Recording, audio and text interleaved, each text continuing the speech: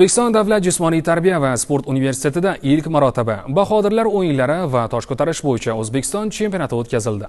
Musobaqada turli yosh toifalarida kuchlilar saralandi. Hozir shu haqida.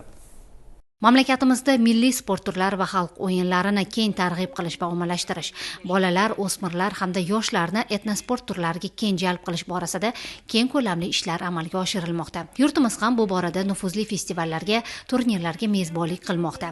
Mamlakat miqyosidagi turnirlar esa aholining ushbu yo'nalishlarga bo'lgan qiziqishini yanada oshirish, alp pahlavonlarini kashf qilish hamda milliy sport turlarini yanada rivojlantirish imkonini bermoqda. O'zbekiston davlat jismoniy tarbiya va sport universitetida o'tkazilgan Bahodirlar o'yinlari va tosh ko'tarish bo'yicha O'zbekiston chempionati ham bir qator mahoratli hamda kuchli sportchilarni aniqlab berdi. O'zbekiston Bahodirlar o'yinlari va tosh ko'tarish federatsiyasi bilan hamkorlikda tashkil etilgan ushbu musobaqada respublikamizning barcha hududlaridan kelgan 400 dan ortiq polvonlar turli yosh toifalarda imkoniyatlarini sinab ko'rdilar. Sportchilar bir qator shartlar bo'yicha o'zaro raqobatlashdi.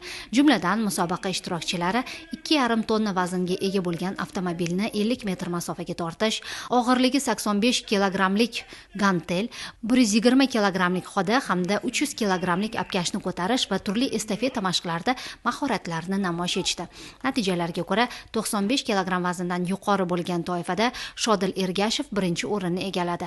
Ikkinchi o'rinni Sirojiddin Qilichev band etgan bo'lsa, uchinchi o'rin G'ayrat Shirinovga nasib etdi. 105 kilogramdan yuqori bo'lgan vazn toifasidagi polvonlar bahsida Dilmurod Qurbonov g'alaba qozondi va oltin medalni qabul qilib oldi. Avazbek Haydarov kumush medalni qo'lga kiritgan bo'lsa, bronza medali Farhod Dadamuhamedovga nasib etdi. G'olib va sovrindor sportchilar medal, diplom va esdalik sovg'alari bilan taqdirlanishdi.